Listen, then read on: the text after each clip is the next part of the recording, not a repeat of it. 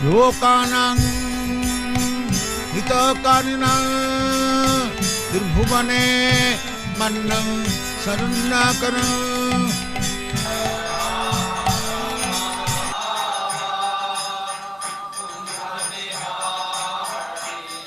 Jaya Radha Madhava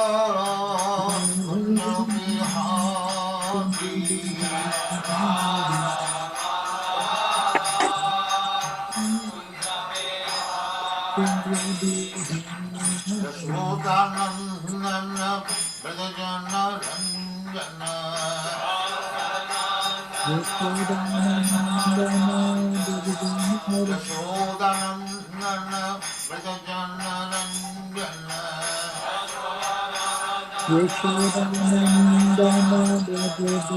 Yamuna Tira Vanachari Yamuna Tira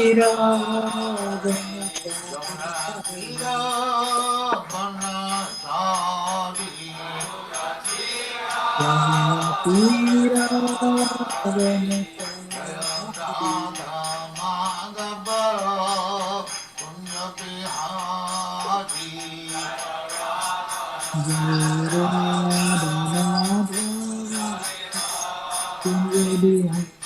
Gopijana Vallabha Girivaradhari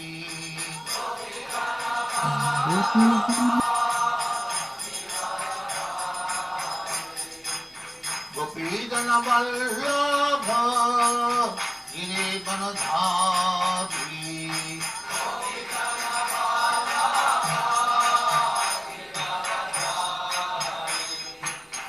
Yashodanandana Brajana Ranjana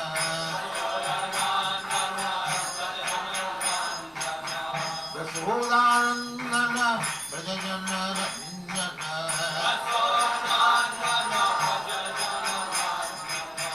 Yamuna Tira Vanachari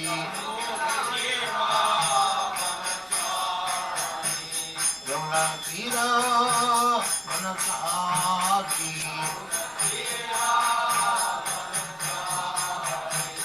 Jaya Radha Madhava Punya Bihari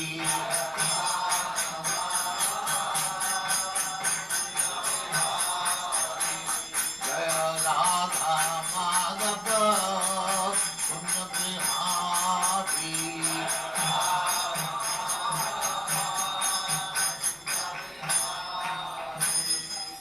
Jaya Pranam Sabaribraj Acharya Sukharishya Simad Radhakanta Saraswati Goswami Bhagavad Jaya Ananda Gauri Vaishnava Ki Jaya Ramacharya Sri Haridas Thakur Ki Jaya Names of the whole Sri Krishna Chaitanya Sri Advaita Gadadhara Sivasari Gaur Bhakti Jaya Sri Radha Krishna Bhogavna Sam Kanda Radha Kanda Giri Ki Jaya Vrindavan Dham Ki Jaya Navadip Dham Ki Jaya Ganga Mai Ki Jai, Jamuna Mai Ki Jai, Dwarka Dham Ki Jai, Swami Bhaktivinoda Ki Jai, all glories to the all glories to the Thank you very much.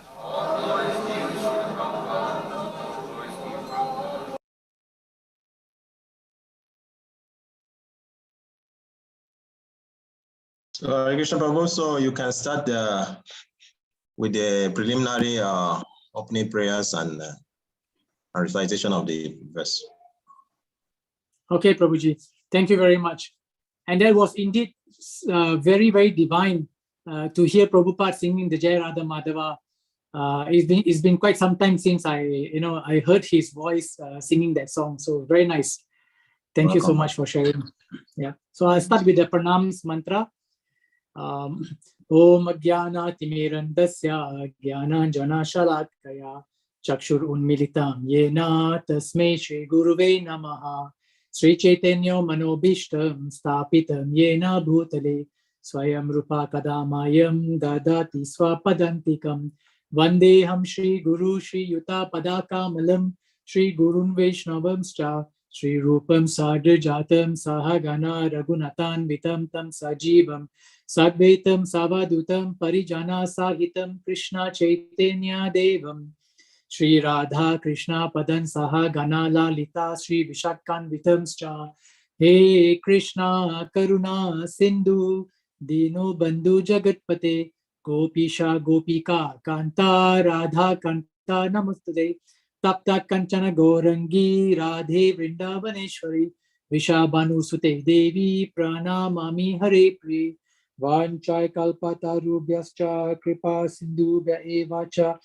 Patitanam Pavinebhyo Vaishnavebhyo Namo Namaha Jai Sri Krishna Chaitanya Prabhu Nityananda Sri Advaita Gadadhara Srivas Adi Gaura Bhakta Vrinda Hare Krishna, Krishna Krishna, Hare Hare, Hare Rama, Rama Rama, Hare Hare.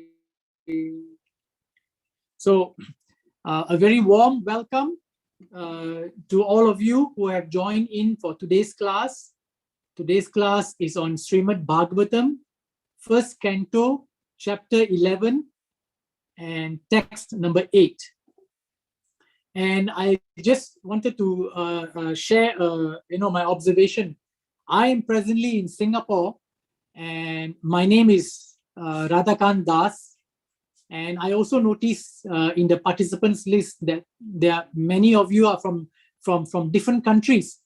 So indeed, this is International Society for Krishna Consciousness, because we are from all over the globe, but we have come together for this common Krishna consciousness purpose.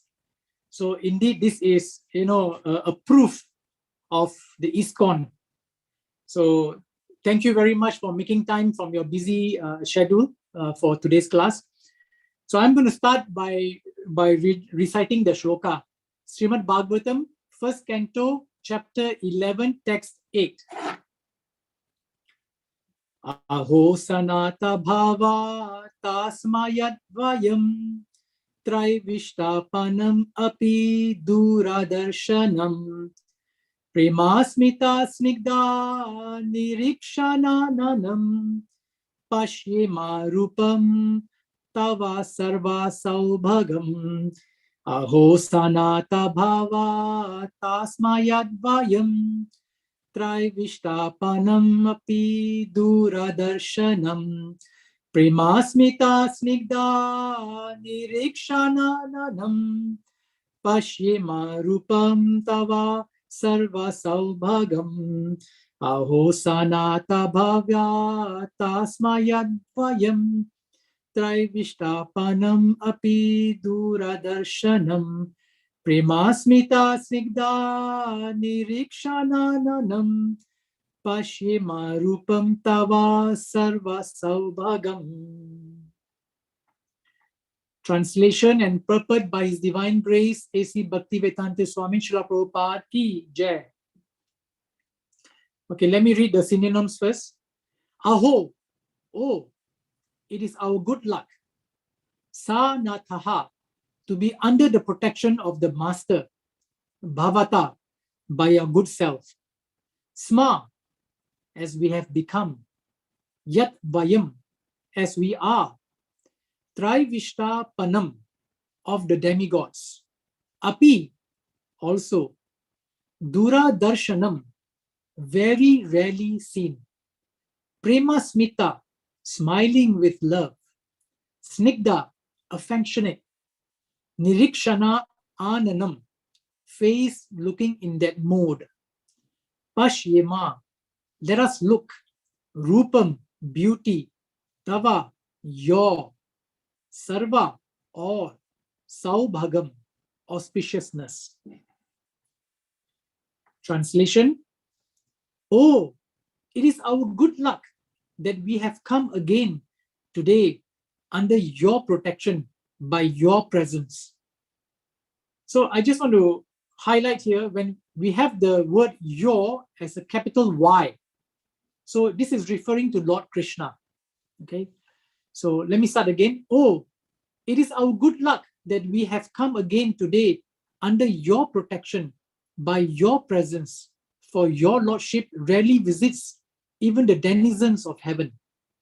Now it is possible for us to look into your smiling face, which is full of affectionate glances.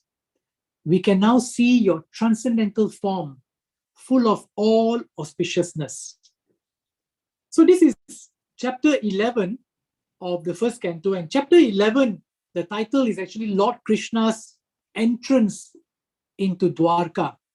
So these are the inhabitants or the residents of Dwarka. They are expressing their love and their unlimited happiness for Lord Krishna, because he is arriving, he's entering into Dwarka. So now they can see him with their own eyes. So they're just expressing their love and happiness. And let's listen to the purport by Srila Prabhupada. The Lord, in his eternal personal form, can be seen only by the pure devotees. The Lord is never impersonal, but he is the supreme absolute personality of Godhead, possible to be visited by devotional service face to face, which is impossible to be done even by the denizens of higher planets. When Brahmaji and other demigods want to consult Lord Vishnu, the plenary portion of Lord Krishna, they have to wait on the shore of the ocean of milk, where Lord Vishnu is lying on white land, Shweta-dvip. This ocean of milk and the Shweta-dvip planet are the replica of Vaikuntha Loka within the universe. Neither Brahmaji nor the demigods like Indra can enter into this island of Shweta-dvip, but they can stand on the shore of the ocean of milk and transmit their message to Lord Vishnu, known as Shirodakashayi Vishnu. Therefore, the Lord is rarely seen by them, but the inhabitants of Dwarka, because of their being pure devotees, without any tinge of the material contamination of fruitive activities and empiric philosophical speculation, can see him face to face by the grace of the Lord.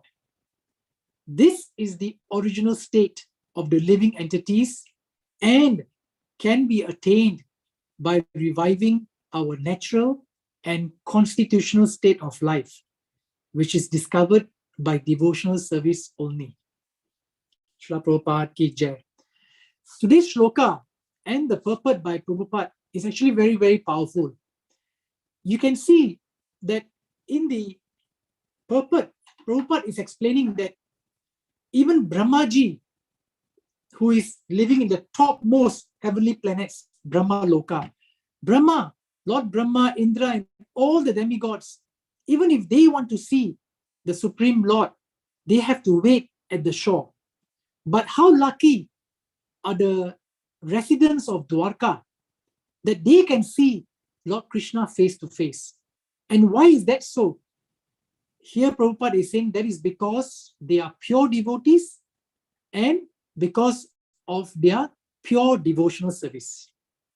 So the essence of today's text and the gist of the purport as explained by Prabhupada is as follows. The residents of Dwarka, they can see the Lord face to face because of four main points. The first is they are pure devotees. Only pure devotees can see the Lord, can experience the nectar, the bliss and everything. And that is why all of us practicing devotees, we are chanting every day in order to purify ourselves, purify our BMW. When I say BMW, I'm not referring to the car BMW.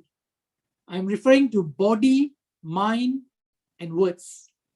So we are trying to purify our body, purify our mind, purify our words. In essence, purify our lifestyle, our living habits. And only, as explained in this purport, only pure devotees can experience Lord Krishna, can see him. So as I mentioned, Prabhupada actually mentioned 4 important points, and I'm trying to summarize that. And also in today's sharing in this class, I will quote some other references wherein the high importance of devotional service is explained. I will quote from Bhagavad Gita, I will quote from Srimad Bhagavatam, and I will also quote from Chaitanya Charitra Amrit.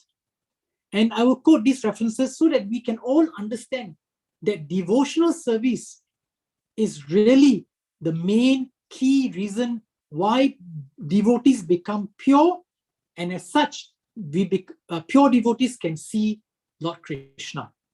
Okay, and then when I conclude, in my conclusion, I also have 5 important points that I want to make. So today's class is about 1 hour. I will try to finish before that, and then we can leave some room for questions and answers. So the first point in the purport is the residents of Dwarka, they can see Lord Krishna because they are pure devotees. The second point is they are without any tinge of material contamination. Okay, so therefore they are pure devotees.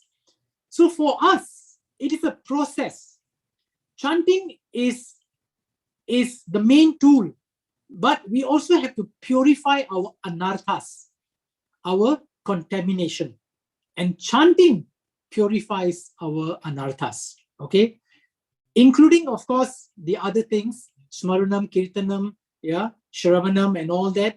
Serving, for example, doing seva, doing service, serving the temple, serving the Vaishnavas, serving the spiritual master, serving the pure devotees, serving other fellow devotees, working in close cooperation and harmony for the purpose of Prabhupada's Krishna consciousness movement. All these help us to clean and wash away our material contamination. One very practical example is when we go to the temple. I think most of us go to the temple on once a week for the temple program. When we go to the temple and when we clean the temple, if we see if the temple is requires some cleaning, it is said by acharyas that when we clean the temple, we're actually cleaning our inside and we are cleaning the contamination. So all these kind of services are all very, very helpful. So the second reason is the residents of Dwarka, they were free from any material contamination. Third reason is they were without philosophical speculation. And that is important. We should not speculate. Oh, I think it is this, or I think it should not be that. No, Prabhu, what you said is not correct. What I think you think should not be there. We should just follow what is mentioned in the Bhagavad Gita, in the scriptures. As simple as that. And we just follow it. And when our seniors tell us by quoting the Bhagavad Gita and the scriptures, we should just accept it and follow. So no philosophical speculation. Of course, someone may say, but am I allowed to ask questions and clarify my doubts? Yes, of course. Asking questions is a sign of intelligence. But when we ask, we should ask with the objective of trying to improve ourselves and trying to learn. So ask with the open mind. And the fourth and final point in Prabhupada's purport today is by the mercy of Krishna. You can become pure devotees, number 1. Number 2, you can be without material contamination. Number 3, you can be without philosophical speculation. But if the number 4 is missing, if there is no mercy of Krishna, then we cannot experience. So mercy of Krishna is very, very important. And these have been highlighted in today's purport. And Prabhupada also concluded the purport by saying that the original state of the living entities can be attained by reviving our natural constitutional state by devotional service. So To become pure devotees, the formula is devotional service, sadhana bhakti, bhakti yoga. Practice bhakti yoga, practice devotional service. That is the key and the formula if we want to see Krishna, if we want to be qualified to return back to the spiritual world. Let me share with you a reference in Srimad Bhagavatam, Canto 1, Chapter 7, Text 41. Srila Prabhupada, in his purport, he said, everyone thus can enjoy the company of the Lord in the spiritual realm if he at all desires and sincerely tries for it by the process of bhakti yoga or devotional service. So we should have the desire that, yes, I want to be with Krishna. I want to return back to the spiritual world. I want to purify myself. I want to be qualified. We should have this strong yearning, strong desire, strong laulyam. That is a Sanskrit word. And we should sincerely try. And that's why you must have heard from other classes as well, that determination is very important in devotional service. Things do not happen overnight. Things sometimes do not happen within a few months, It takes a bit of time. It's a gradual process. It's different for different people depending on how serious we are, how sincere we are, and we just have to continue. And then, of course, the very important ingredient, receiving the mercy of Krishna. Another reference given in Chaitanya Charitamrita Madhya Leela, Chapter 8. Chapter 8 is the talks or discussion between Chaitanya Mahaprabhu and Ramananda Raya. Very, very important chapter. Very, very, a lot of good points are there. And Chaitanya Mahaprabhu and Sri Ramananda Raya, they actually met on the banks of the holy river Godavari. And that's when they had a long discussion. Okay. And there's a particular shloka, text number 90. It says there, Lord Krishna has made a firm promise for all time. For all time means this promise is eternal. If one renders service unto him, Krishna correspondingly gives him an equal amount of success in devotional service to the Lord. This is Chaitanya Mahaprabhu explaining to Ramananda Rai after listening to Ramananda Rai for many days. And then Chaitanya Mahaprabhu explained to Ramananda Rai this thing. He said, Lord Krishna has made a firm promise for all time. If one renders service unto him, unto Krishna, then Krishna correspondingly gives him an equal amount of success in devotional service to the Lord. You will recall that Krishna also made a promise in Bhagavad Gita, chapter 18, text 65. Yeah. Priyosime, Pratijane Priyosime. He mentioned that Man Mana Bhava Mat Bhakto in that shloka, 1865. Krishna also used the same word promise. And here again, in Chaitanya Charitamrita Madhya Leela, chapter 8, text 90, again, Krishna is making the promise. So, when the Supreme Lord of the entire creation, spiritual and material, when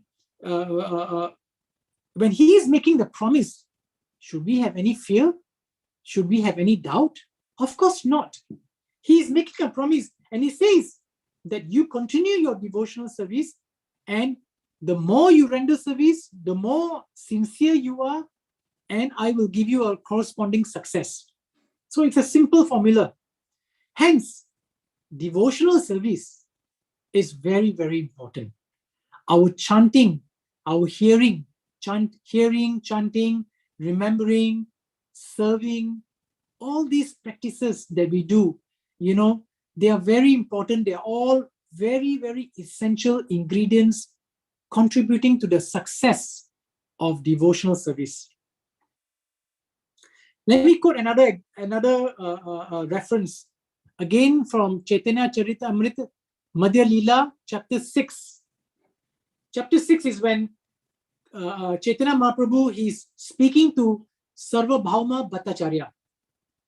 Sarvabhauma Bhattacharya, actually he was a Mayavadi, okay? And then he was trying to explain to Chaitanya Mahaprabhu, and Chaitanya Mahaprabhu very patiently listened to everything. And when finally, when Sarvabhauma Bhattacharya asked Chaitanya Mahaprabhu, do you understand everything I said? Then Chaitanya Mahaprabhu, then he explained to Sarvabhauma Bhattacharya. And again, this is from Madhya Leela, chapter 6. And I want to quote text number 184. There, Chaitanya Mahaprabhu says, devotional service unto the Supreme Personality of Godhead is the highest perfection of human activity. Highest perfection of human activity is devotional service. So it's not a cheap thing that we are doing. We should never think that, oh, I'm just taking my bead bag and I'm just chanting my rounds, and I'm not sure, I mean, what is the result I will get. It is the highest perfection of human activity. We do a lot of activities the whole day, and we are serving, we are serving our senses, we are serving our society, our family, our bosses, our job, our business, and everywhere. All that is, we need to, but we should also give high priority to our bhakti yoga, to our practice of devotional service, because as confirmed by Chaitanya Mahaprabhu, who is Krishna himself, that this devotional service is the highest perfection of human activity. And devotional service is what will bring us back to the spiritual world. If we are serious at all. And chanting and performing devotional service is to purify ourselves. It is not a cheap thing. It's not easy to go and return back to the spiritual world. We have to be purified. Therefore, Prabhupada says in his books, we need to purify our existence now in order to be qualified to return back to the spiritual world. Otherwise, we will take birth again in this material world. And this material world is dukhalyam ashashvatam. It's full of anxiety, full of stress, full of troubles, and ashashvatam, it is temporary. So spiritual world is Sachit Ananda, eternally blissful. Also, let me share with you another reference. In the Nectar of Devotion, the book Nectar of Devotion, in text in verse number 1.2.161, Srila Rupa Goswami, he explains, and let me quote, purification of consciousness, purification of bodily activities, austerities, peace of mind, etc., all become automatically manifest in a person who is engaged in devotional service. Therefore, the devotee need not endeavor separately to attain them. You see how effective, how powerful, how significant devotional service is. Chanting, hearing is very, very powerful, very effective, because a devotee who is chanting, who is practicing devotional service, then all these other good qualities automatically manifest. Purification of consciousness, purification of bodily activities, austerities, peace of mind, etc. All these automatically manifest, and you will get your BMW. You will get your purification of your body, your mind, your words. So devotional service, really, my dear listeners, devotional service is the secret to this, is a secret to our path back to the spiritual world. And we all belong to the spiritual world. We don't belong to this temporary material world. This temporary material world, everything is temporary. A building, an item, a living being, non-living things, everything is temporary. This body, even this body is temporary. This life is temporary. Once this life, it is said in theory, in Kali Yuga, human beings live up to the age of 100. And at the end of that, the soul leaves the body, and this body is left behind to be burned or buried. So this body is temporary. Everything is temporary in this material world. Permanent is the spiritual world. And we all belong to the spiritual world. We are all children of the Supreme Father. And He's waiting for us. He is waiting for us. Actually, Lord Krishna, He is always ready to bring us back to the spiritual world. But are we ready? We should ask ourselves. Krishna is always ready. And that is mentioned in various shlokas and texts. In Bhagavad Gita, in Srimad Bhagavatam, in Chaitanya Charitra Amrit, in many shlokas. Krishna is always ready to bring us back to the spiritual world. But the question is, are we ready? For example, in Bhagavad Gita chapter 9, text 22, Krishna says, okay, I will take care of you, I will protect you, and you can come back to me. In Bhagavad Gita chapter 18, text 65, Krishna is making a promise, you come back to me. Bhagavad Gita chapter 18, text 66, the very famous shlok, Sarva dharman parityaja mam ekam sharanam vraja aham tam sarva papebhyo mokshayishyami ma shuchaha. Krishna is saying, I will take you, I'll wash away all your sins and bad karmas, and I'll bring you back. Krishna is ready. Also in Bhagavad Gita chapter 15, text 6, Yat gatva tat na nivartante tat dhama paramam mama. Krishna says, okay, a living being is admitted into the kingdom of God from which no one returns. So Krishna is always ready to take us back. Are we ready? Are we ready?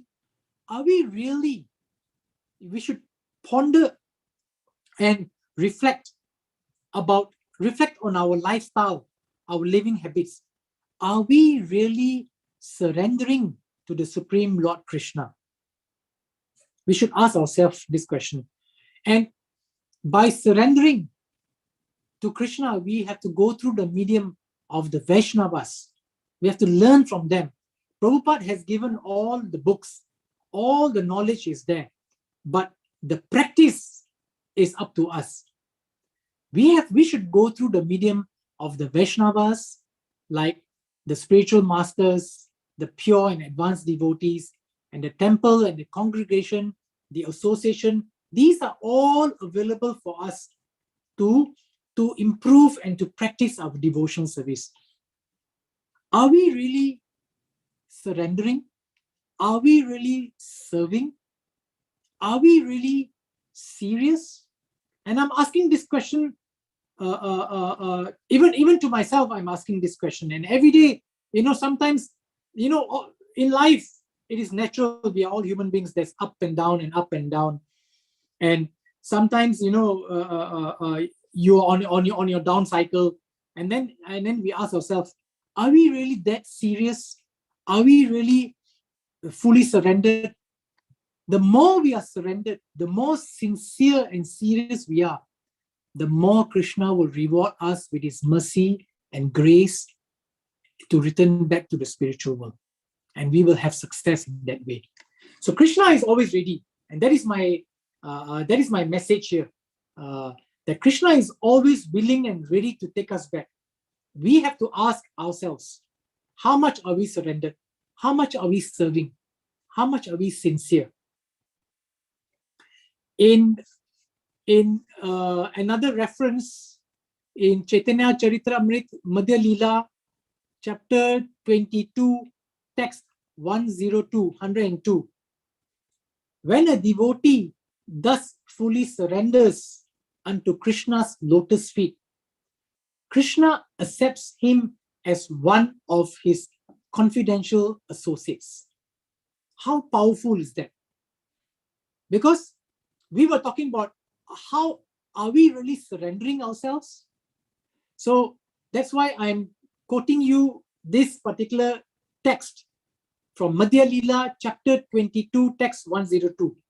And please listen very carefully to this text. When a devotee thus fully surrenders, it's not partial surrender, or it's not surrendering part-time. Like sometimes in my other network of devotees, I sometimes I make a joke. Are we part-time devotees? Meaning to say that Monday to Friday, we are busy with our work and our career and our business. So Monday to Friday, no devotional service. Saturday, Sunday, okay, I do my devotional service and chanting. So that is what I call as part-time devotees. No. This shloka says, when a devotee thus fully surrenders to who? Unto Krishna's lotus feet. Krishna accepts him as one of his confidential associates. How powerful is that? So this is again another assurance by Chaitanya Mahaprabhu. And Chaitanya Mahaprabhu is actually Krishna and Radha. Radha and Krishna combined as one. Okay, with Radha, with the bhav, the emotions of Radharani and Krishna. So when Chaitanya Mahaprabhu is saying this, is declaring this statement, it is very, very powerful. Also because Srimati Radharani is always quoted or cited as the topmost, highest example of pure loving devotional service. Srimati Radharani, and she's assisted by all the gopis.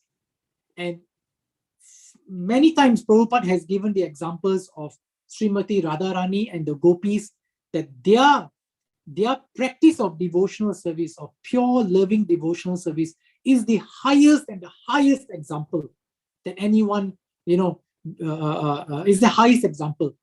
So now Chaitanya Mahaprabhu is Radharani and Krishna combined as one, and he is declaring that devotional service is very, very important, very effective, is the formula. But it all depends on how much we surrender, how much, and surrendering requires faith.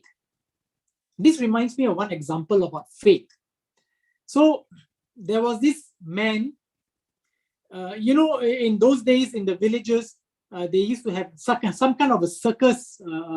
So this man was walking on a rope, tied on a tripod stand from A to B, and he was walking on this tight rope and holding a pole with his hands, and the man also, he was carrying his son on his shoulders.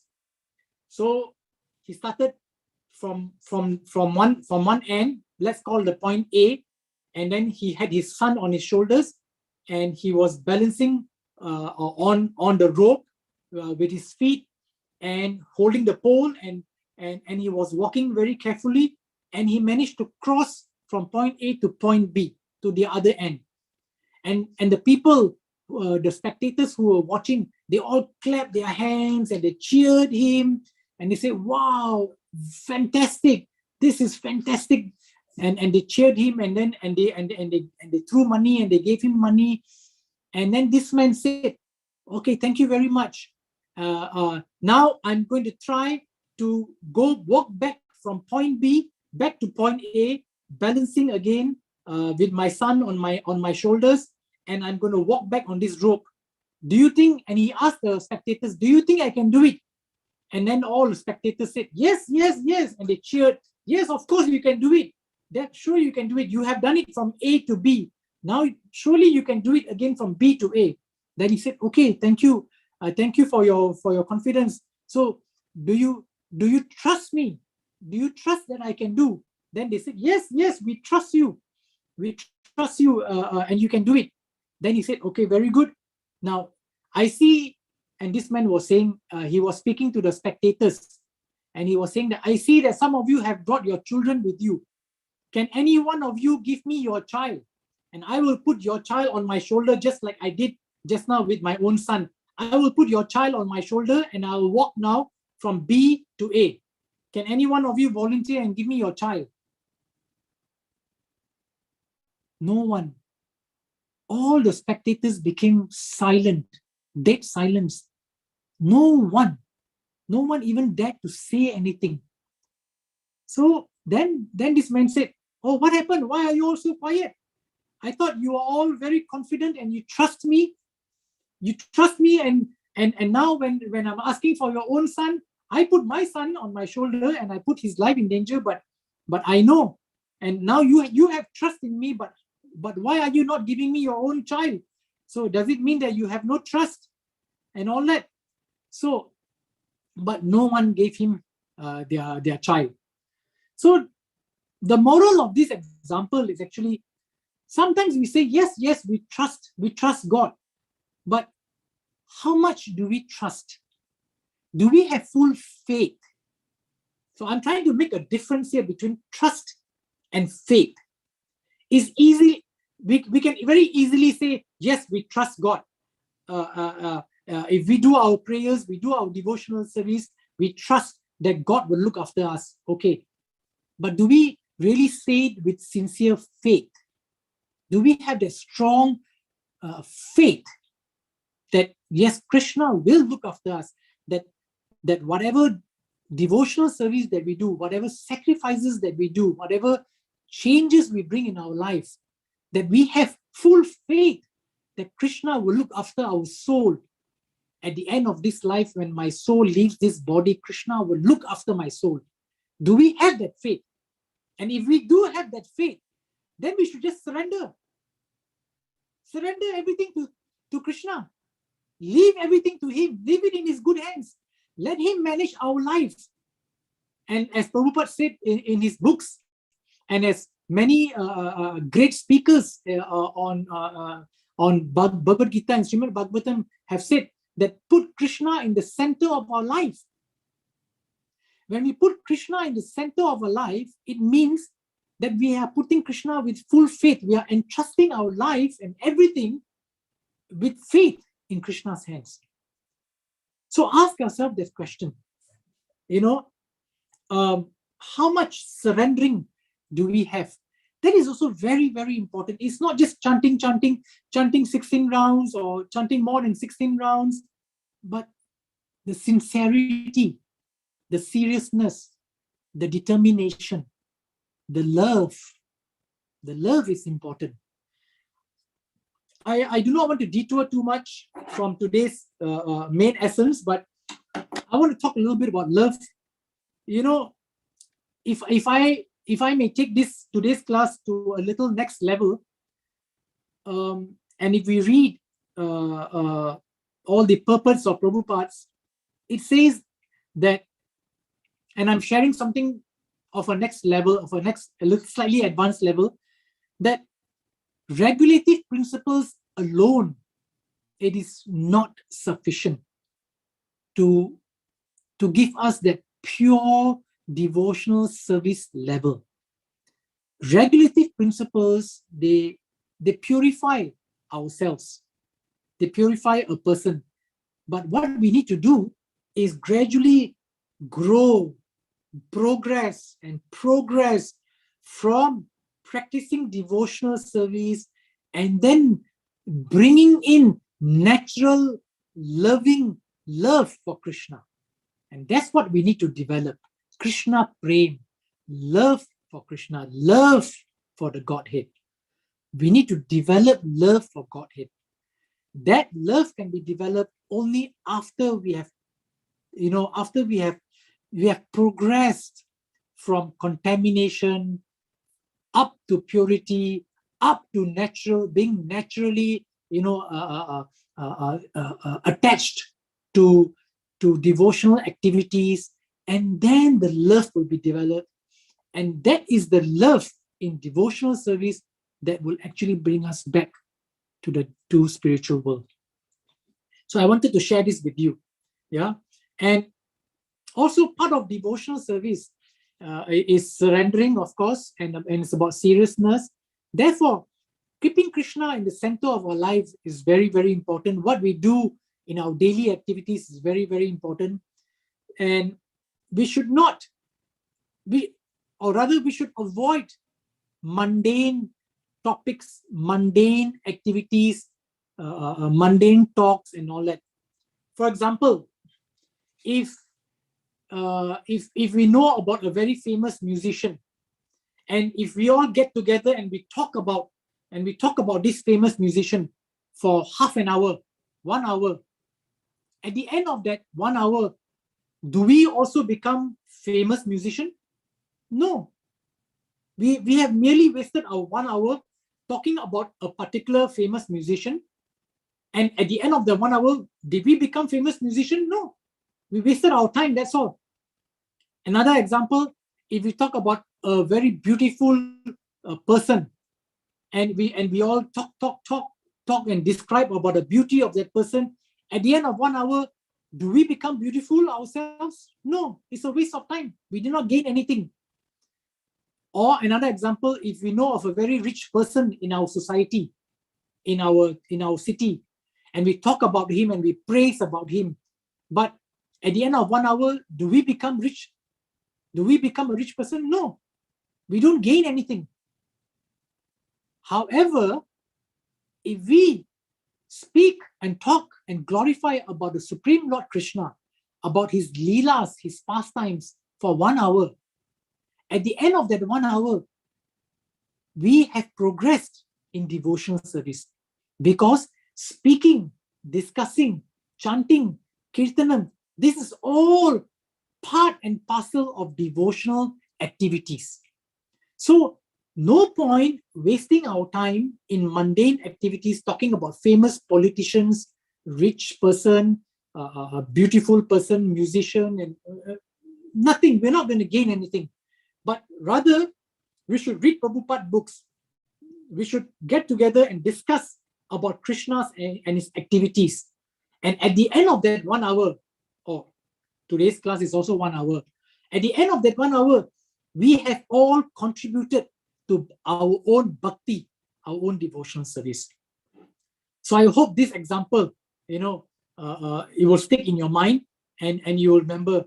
So let me come to the conclusion, and I'm looking at the time. Okay, I want to make 5 points in my conclusion, and I will try to finish this within 10 minutes, and then I can leave 5 minutes for questions and answers. 5 points in my conclusion. The first point is a reference from Chaitanya Charitra Amrit, Madhya Leela, chapter 8, text 70.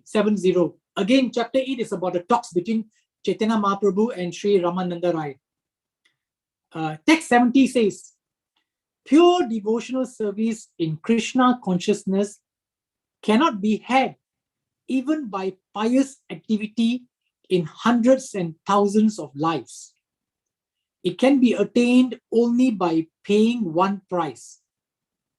That is, intense greed to obtain it. If it is available somewhere, one must purchase it without delay. So Krishna is telling Sri Ramananda Rai a very important point, that to achieve pure devotional service there's only one price, and that is intense greed to obtain.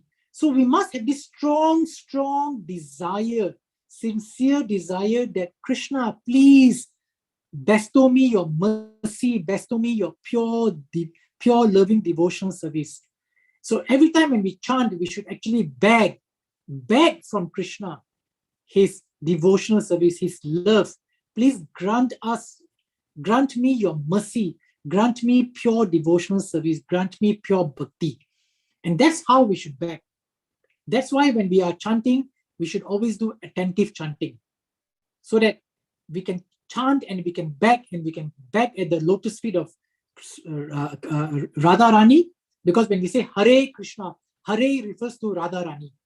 So we actually beg Radharani, beg Krishna, and beg Lord Ram to please give us pure Krishna prem, Krishna love.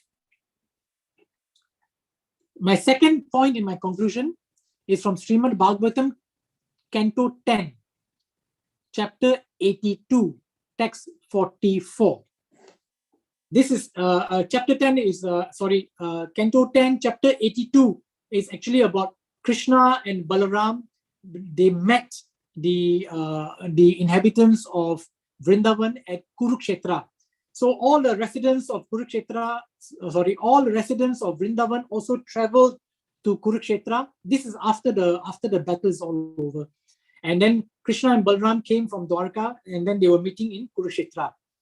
And here, in this particular shloka, number 44, rendering devotional service to me qualifies any living being for eternal life. So you see, to have eternal life in the spiritual world, the formula again is devotional service. So in the last 45 minutes, I have quoted and given you various references and justifications and linked devotional service to eternal life in the spiritual world. That is how important devotional service is. My third point out of 5 points, my third point in my conclusion, Srimad Bhagavatam, Canto 11, Chapter 18. Chapter 18 in Canto 11 is Krishna, he's explaining to Uddhava. And shloka number 45. My dear Uddhava, Krishna says, I am the supreme Lord of all worlds, and I create and destroy this universe, being its ultimate cause. I am thus the absolute truth, and one who worships me with unfailing devotional service comes to me.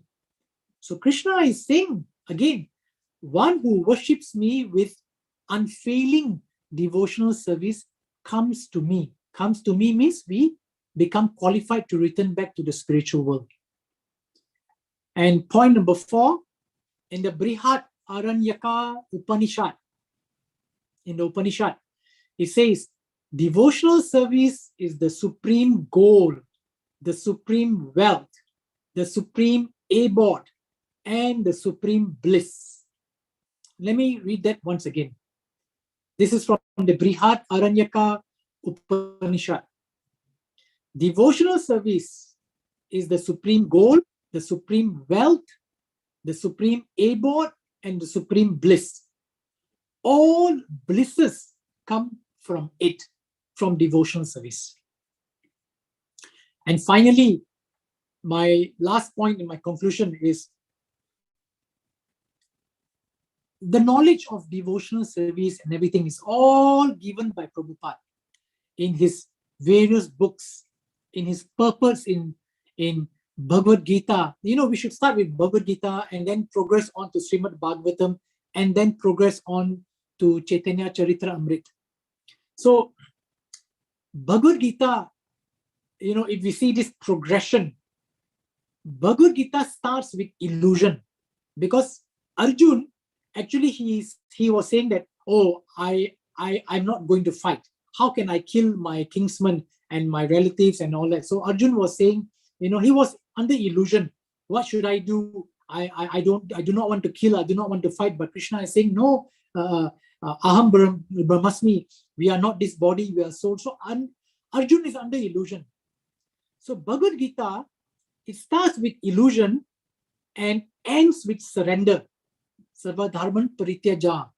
Krishna says, surrender unto me. Bhagavad Gita starts with illusion, ends with surrender. Srimad Bhagavatam starts with surrender and ends with the holy name. And Chaitanya Charitra Amrit starts with the holy name and ends with Krishna Prem, Krishna love. So this is how we can progress ourselves on this path of devotional service and continue this path back to the spiritual world. Thank you very much. Hare Krishna. Thank you very much, Prabhu, for your wonderful lecture. Even before you stop, His Grace Ganga Prashad Prabhu's hands is up. It means that he's very anxious to speak with you. I don't know if he wants to ask a question, he wants to speak with you. Ganga Prashad Prabhu is here. Please unmute yourself, Prabhu. Hare Krishna, Prabhuji, Dandawa, Pranam. Hare Thank Krishna, you very much for this very sastric lecture. Actually, your lecture represents the mood of Rupa Goswami in the Nectar of Devotion. For every statement Rupa Goswami makes in Nectar of Devotion, he will back it up with so many scriptures of reference. That is what you have done.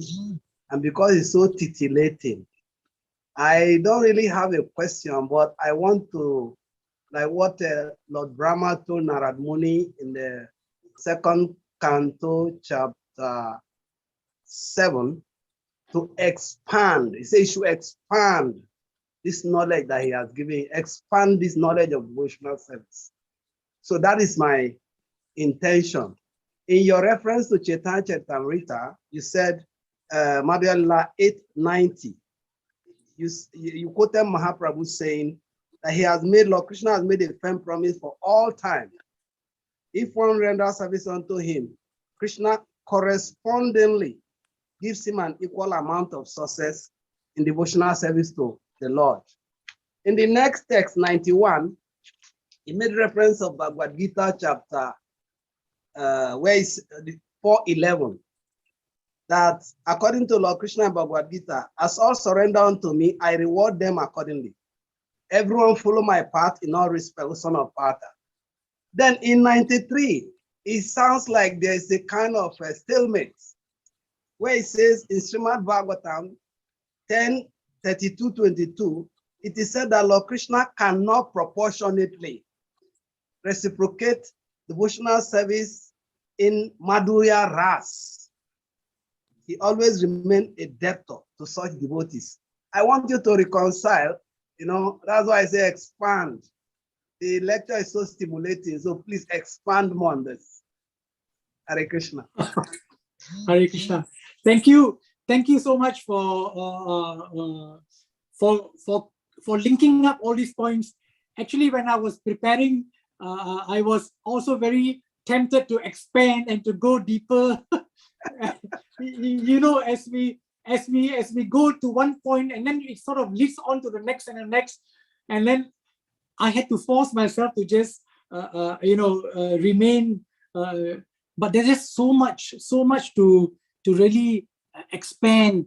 And yes, I mean Madhurya Leela and Krishna remains indebted. Yes, aham paradhino. Krishna says also, I am controlled by my devotees. That's why Krishna does not easily give his devotional service, his Krishna prem. Because the moment Krishna gives, then Krishna says, or Prabhupada also explained, that he becomes a servant of that devotee. I mean, since you are, asking about expanding, but this is really going deeper into the subject matter, and I'm not sure about the level of our audience today. But I mean, when I say, or when Prabhupada said that when Krishna gives his love, Krishna becomes a servant of the devotee. I do not want anybody to misunderstand. Krishna is the Supreme Lord. He is not the servant, but yet Krishna's love is so special. So that is how Krishna is. But definitely Krishna has declared that he becomes controlled by the devotee. Hare Krishna. Thank you very much, Prabhu. Thank you. I expect to have you again in this forum. This is Nectarian. Thank you. I am just a parrot. Prabhu. I'm just merely repeating what is already there. I'm just a parrot. Yes, so thank you very much for being a good representative, a good parrot. so we have His Grace Sadi Prabhu. Please, Sadi Prabhu, please ask your question. Prabhu is always full with so many questions, so you you should be ready. Hare Krishna. Hare Krishna. Thank you so much, Prabhuji. Nice to have your association again this time. Thank you. Likewise. Hare Krishna. My question is from the text itself. It says, these are the citizens of Dwarka. They're praying to Krishna and they're saying that, oh, it is our good luck that we have come again today under your protection by your presence. So my question is, it is out of good luck that these citizens of Dwarka have come under the protection of Krishna. So the question here is, what is good luck? And how does one attain it and others do not attain it? Okay, sure. I will answer the first, the second part first. How does one attain it and not attain it? To attain it is just basically we have to become devotees of Krishna. We have to accept Krishna as the Supreme Lord. And there is no other Supreme Lord. That Krishna is the Supreme Lord.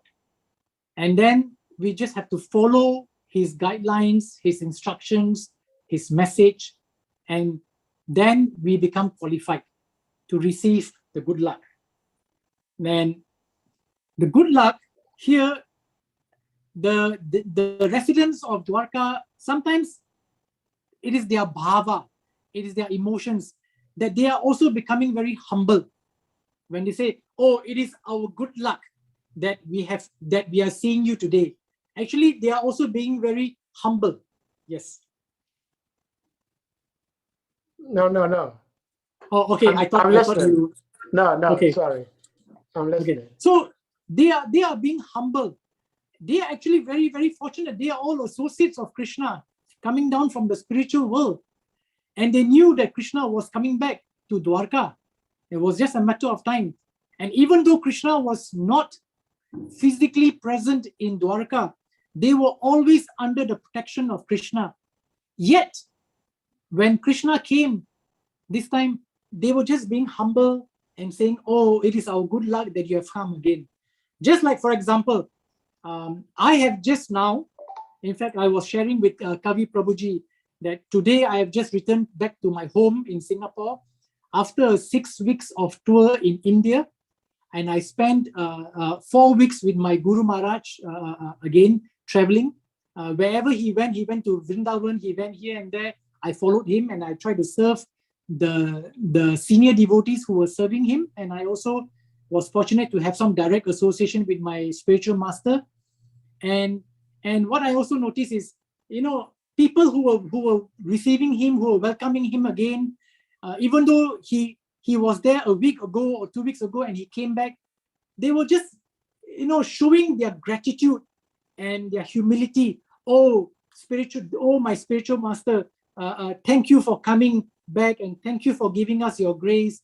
We are so fortunate, fortunate or good luck. We are so fortunate that you're coming back again. So it is just the devotees, the pure devotees expressing their humility and their grateful and their gratitude. Thank you so much. Hare Krishna. Thank you. Yes, so Prabhu, thank you very much, Prabhu. I would like to ask my question also. Yes.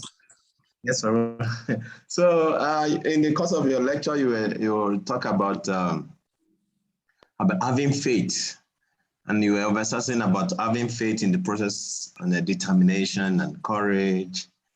So time and time again and again, when I hear about having faith, and I think about Jesus Christ talking about faith, it ponders me how difficult this faith might be, because he mentions that if one can have faith like a mustard seed, you can move a mountain.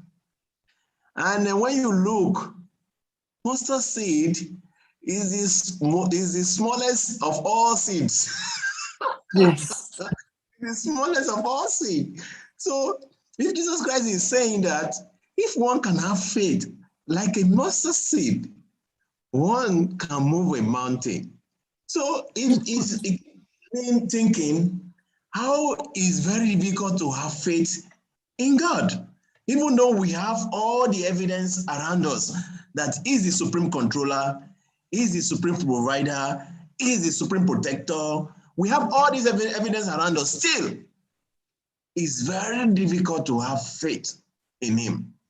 So why, number one question is, why is it very difficult for us to have faith in Him? That Jesus Christ has to give that analogy of if we have faith like a mustard seed. Why is it difficult that we have to have faith?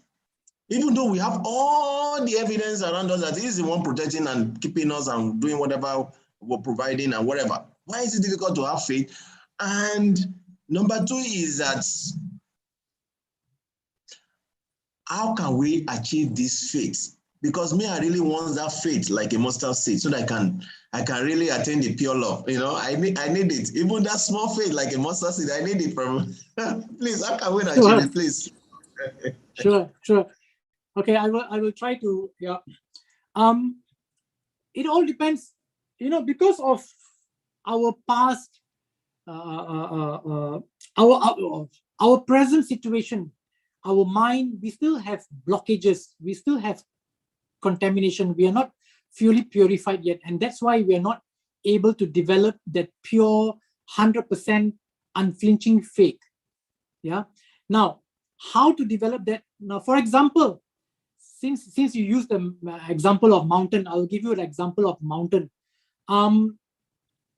If a very wise man, okay, he's standing next to you and he points to you at the mountain far away, and he says that, my dear son, over there in that mountain, in that area, you will find the fruits of mango, and you will find the red flowers and orange flowers and yellow flowers, and you have these and you have that, and you have many things. But you're not sure, you have not seen. So you ask this wise man, how do you know, sir? Then this man said, I know because I have been there. I know, I have been there. There is the mango fruits, and there are many other fruits, big and small, and there are the red flowers and yellow flowers, and all those are there because I've been there. But you have not been there, so you have doubt. So from far away, the mountain only looks like just like a big green patch. But as we go closer, we go a little closer, we will see, now the mountain have many different trees. Now we can see the different trees. Some are big, some are small, some are tall, some are short, and we can see different trees. But we're still standing very far away. And as we go even closer and closer and closer, then we will see, yes, now I can see these different trees, they have different fruits, they have different flowers. Why? Now we can see because we have gone closer. So similarly, to develop our faith, if we stand far away, we can only see just the green patch, just the principle or the philosophy. But if we go closer and closer and closer, or rather deeper and deeper and deeper, then we will be able to see all the different types of trees and flowers and fruits. And then we will understand that, yes, all our acharyas, all the wise men, whatever they have said, whatever they have quoted, they are all true. And I can see them myself, I can experience it myself, and my faith has grown stronger now because we have come closer. So we should come closer. I hope this example. Thank you very much, Prabhu. I think Sadi Prabhu wants to ask more questions. Yeah. Hare Krishna, Prabhuji. Thank you again. Hare Krishna. You are in the course of your presentation, you did mention about how Arjuna and Krishna were having conversation, which led to us having the Bhagavad Gita, and that Arjuna was speaking out of ignorance. It's not just you saying that, because Krishna himself also said the same thing to Arjuna, that while you speak learned words, you mourning for what is not worth to be mourned for. But I do not find Arjuna's dilemma or questions to be out of ignorance, in the sense that it is real that Arjuna was going to fight his teachers. He was going to fight his superiors. And as such, he did not want to fight them. But here, Krishna is asking him to fight them. So if that is an ignorance because Arjuna is relating to them on a bodily platform, because he sees Drona as his teacher, he sees Bhishma as his grandfather, so he cannot fight them. And it's very difficult to tell any human being in this material world that I want to fight your close relatives like that. We'll all be saying the same things Arjuna said. But Krishna wanted him to fight. So Krishna asked Arjuna to fight, and Arjuna fought. Yes. If we say that back and forth Arjuna was having with Krishna was out of ignorance, then wouldn't that be ignorance for us as devotees also to relate with our husband, wife, father, uncle, teachers, with the respect Arjuna was having for them? And because of such respect, there are certain etiquettes that we follow. If we do not follow such etiquettes, then where is our Krishna consciousness? So I want you to throw a light between doing what humanly possible that is expected of us, and at the same time not be seen as acting in the mode of ignorance. Yes, it's a very, very strong and very, very relevant question. Thank you for asking that question. And it's a very practical question. So we are all living in a society, family and relatives and friends. So we are living in a society. So we should follow etiquettes. There are etiquettes to be followed. There are some good manners to be followed, and there are relationships to be respected and honored.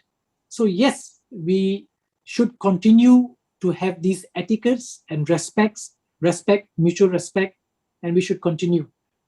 So that's the first part. The second part is, having said that, it is as confirmed by Prabhupada also, we should not become overly attached to that relationship. We should not become overly attached to that relationship, or we should not, and we should not be having any apeksha. We should not be having any expectations from that relationship as well. So the first point is, yes, continue with etiquettes and mutual respect. The second part is, we should not be overly attached, and we should not have expectations. And finally, if we see the essence of, that Arjuna said, okay, I'll fight. What actually happened is, and this was explained by my spiritual master, Arjuna surrendered to Krishna. And because he surrendered, Krishna said, fight, he fight. So Arjuna was just carrying out the instructions of Krishna, because Arjun accepted Krishna as a spiritual master. So when we surrender ourselves to Krishna through the medium of a spiritual master or Vaishnavas, advanced devotees, then we should carry out and fulfill their instructions. So this is how we need to balance our life. Etiquettes, mutual respect, yet not overly attached to that relationship. No overly expectations. And finally, our main guiding principle is surrendering to Krishna and following his instructions. Thank you. Hare Krishna, thank you. Well, this is where I have a problem. I have a problem in the sense that Arjuna surrendered to Krishna. And because he surrendered to Krishna, like you said, he surrendered his BMW, right? Yes. Yes, that's beautiful. And at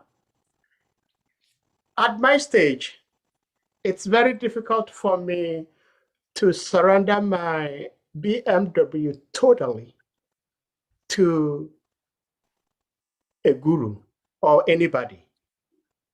For example, I'm using my laptop to get on this Zoom program. I do not, my guru is not a computer savvy. So if I have problem with my computer, I do not expect my guru to tell me how to get around my computer. Now, if my guru comes and tells me what to do with my computer, and I know that what my guru is telling me about how to go around my computer is not how it works, I may say that he is the guru. So there is a spiritual reason behind that. But at my stage, I'm talking about myself. At my stage, it will be difficult for me to listen to anybody, not just guru, anybody else for that matter, who does not have sufficient knowledge about laptops to tell me what to do with my laptop when my laptop is not working. And that is why I've always, of course, I'm nobody, my voice gets nowhere, that our spiritual masters, our gurus are our gurus. Just like Arjuna took Krishna as his guru, he surrendered to him 100%. And because Arjuna surrendered to him 100%, whatever Krishna told him, whether it was right or wrong, he went ahead and did them. Now, Krishna is Krishna, but our guru, even though he's working in the capacity of Krishna, is not Krishna. And so I've always been saying that the guru, the spiritual master, for our sake, not to send us to hell, should only instruct us on spiritual matters. I'm saying this because of when we had this COVID case, some gurus were telling us, do not wear mask.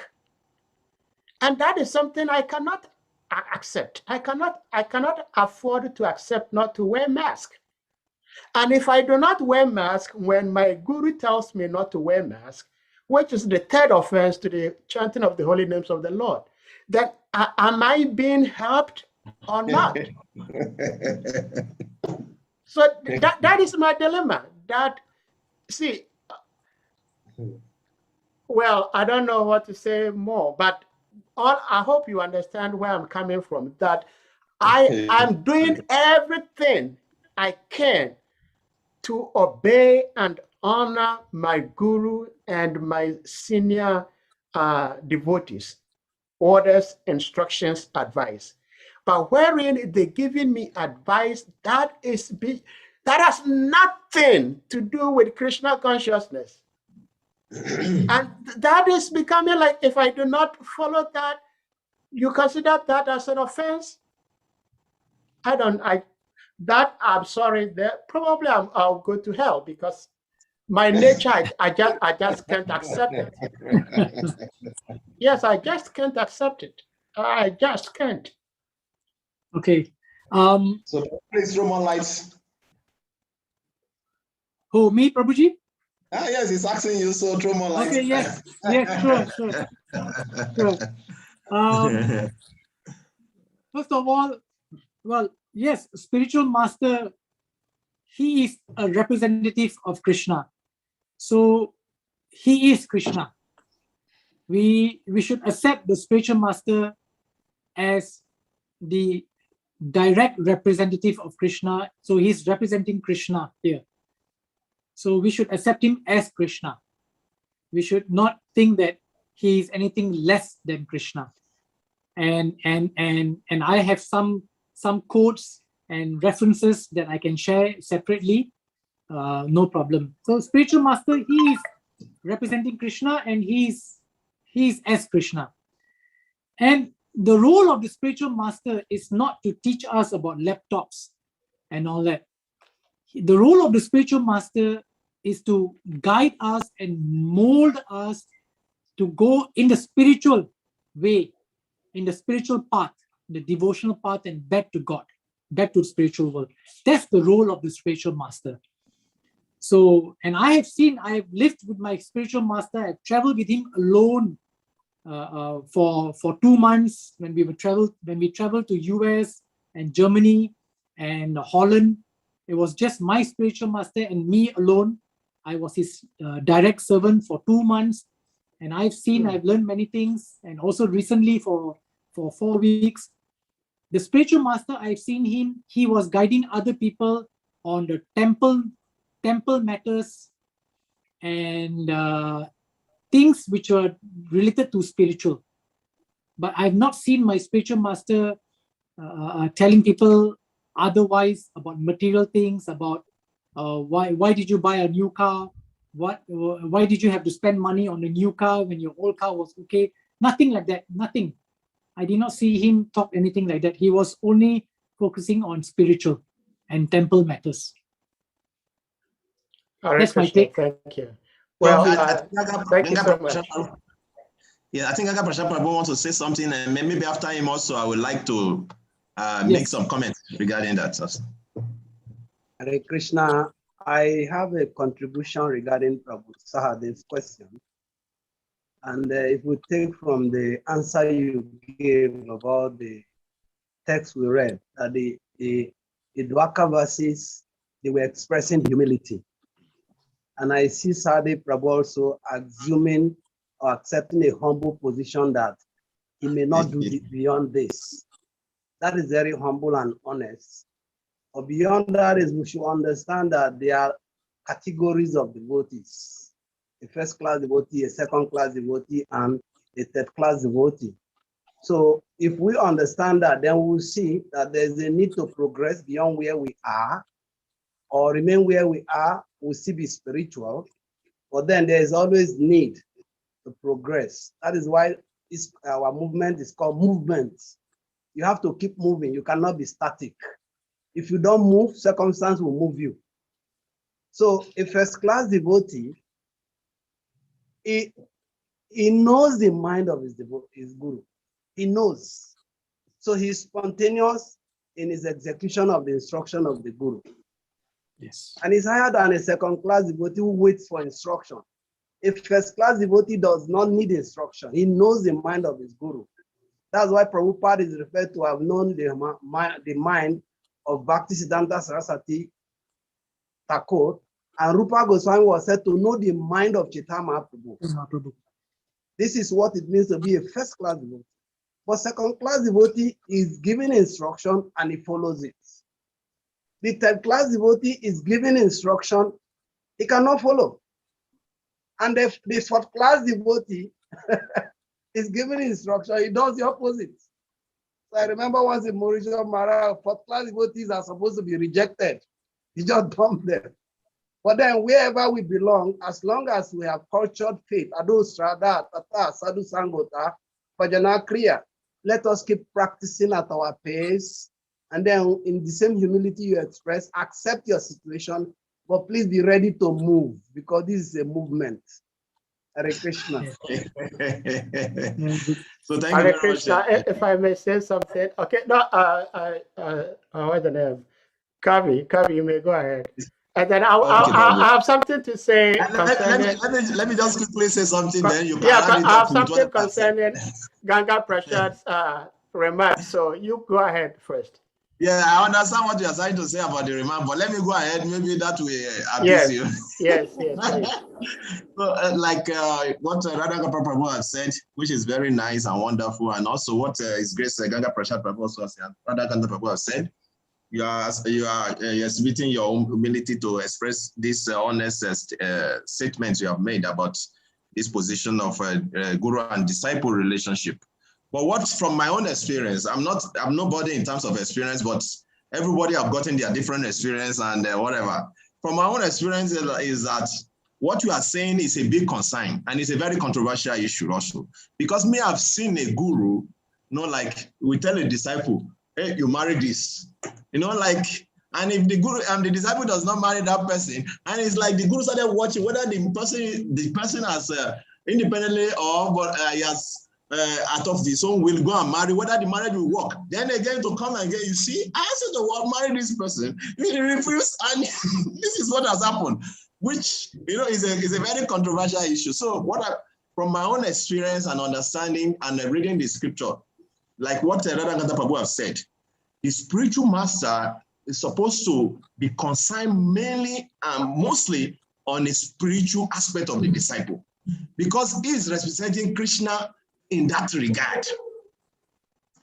And just like Ganga Prasad Prabhu have said, only a disciple who is completely surrendered, who want to be on a complete spiritual platform, that the guru should be looking for, and give him that instruction of, like a soldier zombie, go and die, and he will die. He should look for that kind of disciple and give such instruction.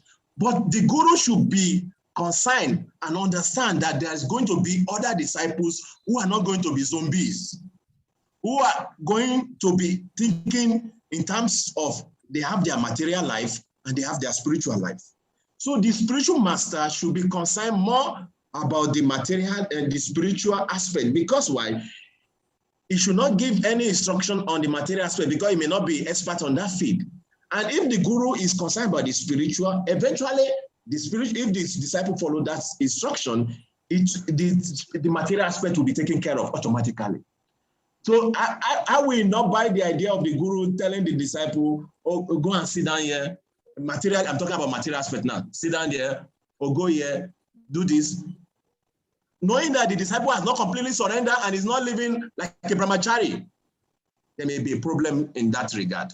So balancing everything now, taking His Grace Ganga Prabhu's point and taking His Grace Radhakanta Prabhu's point, now we can meet them at the middle. The guru should be solely concerned about that disciple who is ready to go back home, back to God, and he will see the sign once he has signed as those kind of disciples. Yes. And it should be compassionate to those disciples who are not ready yet, because everybody is not going to be ready at the same time. Yes. There are people like His Grace, like me and His Grace Ade Prabhu, who still want to think on that their independent material aspect. You don't want the guru to tell you how to run your material, how to run your house. So there's still going to be disciples like that. And I think it's the duty of the guru to understand all these platforms and instruct accordingly. This is my own contribution. Yes. Yes. Well, thank you very much. Society Prabhu can say what you want to say. Thank you very much, Kavi. I think you said like 70% of what led me to asking this question, because what I'm saying is that I know I may even be like non-entity at all, but if even one becomes a first-class devotee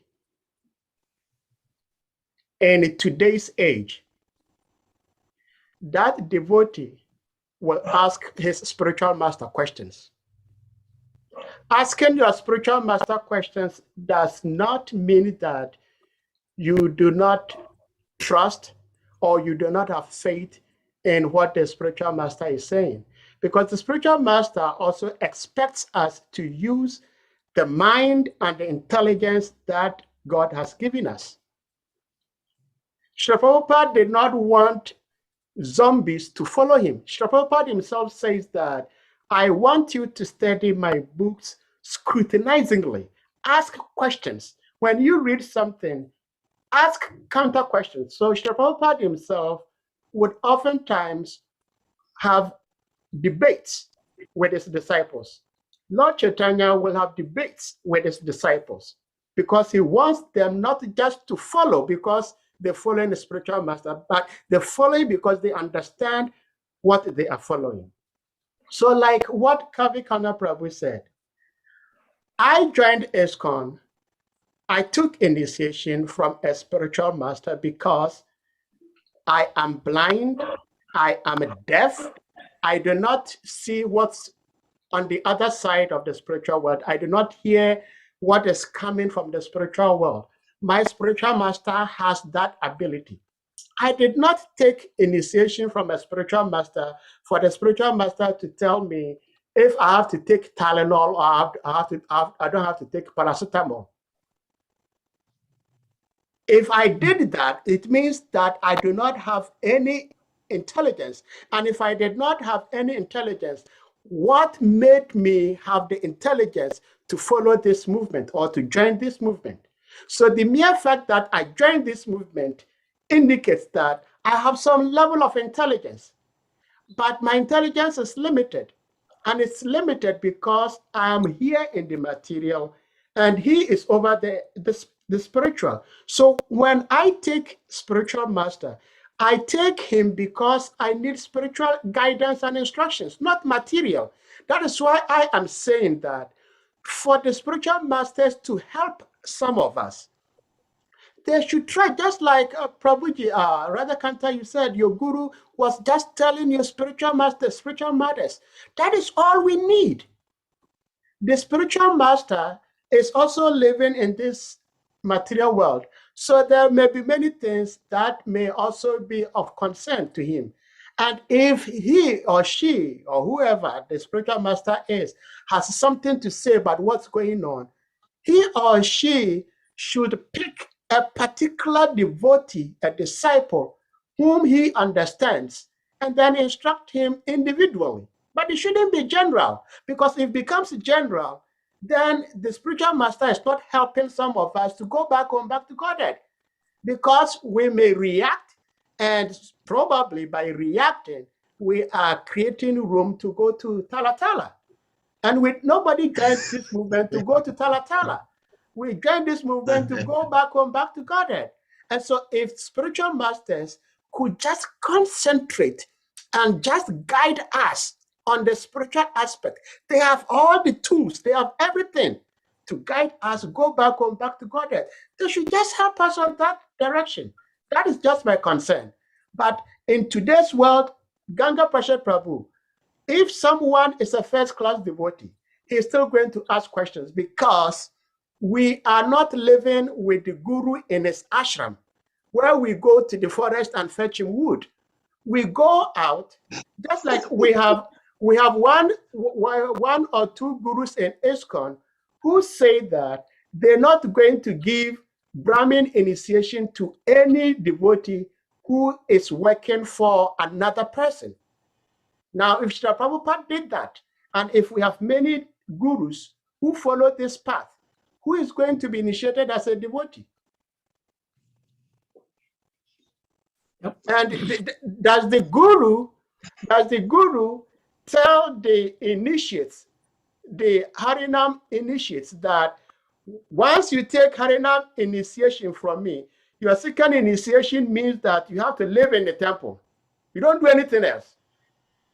If he did not tell them that, and then he gave them Harinam initiation, and it gets to time to give them Brahmin initiation, and you're telling them the only way they can have Brahmin initiation is to do nothing but to live in the temple and do deity worship.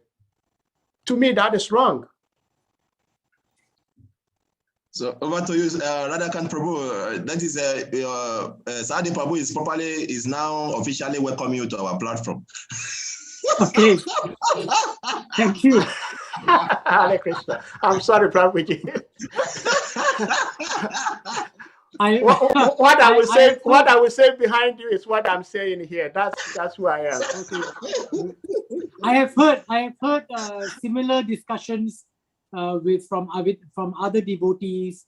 So this is not a new subject to me, and I've heard similar things. So these are the ground challenges we have sometimes, and I've seen different kind of spiritual masters. Some of them, they don't give instructions to any disciple, because they know that the disciple is not ready to listen to the instruction or to carry out. So they don't even give any instructions. They are very selective on which disciple to give the instructions. I've seen those kind of gurus. Yeah. And I've also seen those kind of gurus who do not give Brahminical initiation, second initiation, unless the disciple has been staying in the temple and given up his material job or business or career. I've seen those kind of spiritual masters. I have my own, idea about this opinion, but who am I? So I just continue doing my devotional service and just wait for mercy. Hare Krishna. Thank you so much for your answer. You are very mature devotee. Yes, very mature. No, thank you. So, Radhakanta Prabhu, we really appreciate your staying, and thank you very much. Although I know where you are now in Singapore is going to 12 or maybe after 12 midnight, and you're taking this austerity just to be with. Wow. Wow, Prabhu. So thank you very much. I'm sorry. Shri Radhakanta Prabhu, I'm happy to have come to know you from this platform, and also to have known that you are from Singapore. I still have lots of material sense gratification. I know Singapore is a very beautiful place, and I'm longing to visit Singapore so bad. So when I'm ready, please, I'll get in touch and then visit. Yes, okay. Yes, of course. Please come and give me a chance, opportunity to serve you and to host you. Yes, please come. Hare Krishna. Thank you so much. Yeah, sure, of course. So thank you very much, Radhakanta Prabhu, and devotees, they really enjoy your lecture, and His Grace Ganga Prasad Prabhu also officially said that he wants you to come back again. So surely we will bring you back again and again so that you can adjust the nectar from you. So we want to really appreciate you staying there, because you participating from Singapore means you have to stay till midnight. There's no how we have to arrange a timing. You always have to stay in the midnight. The other time was, far midnight, but now he has come a little bit back also. So we thank Krishna for that. So we want the body to please show their appreciation. Let us unmute ourselves and appreciate His Grace Radhakanta Prabhu by chanting Hare Krishna mantra.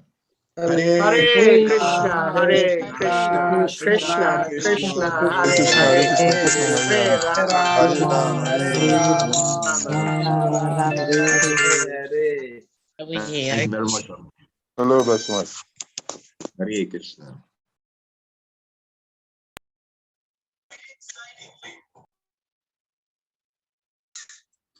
Radha Krishna.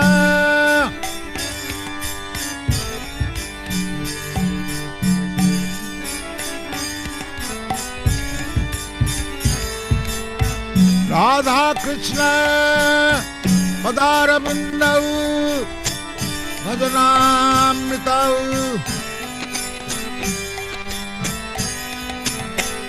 Radha Krishna पदारविंद Madna नंदेन मत्तालिकर वंदे धूप सनातनं रघुजुगल श्री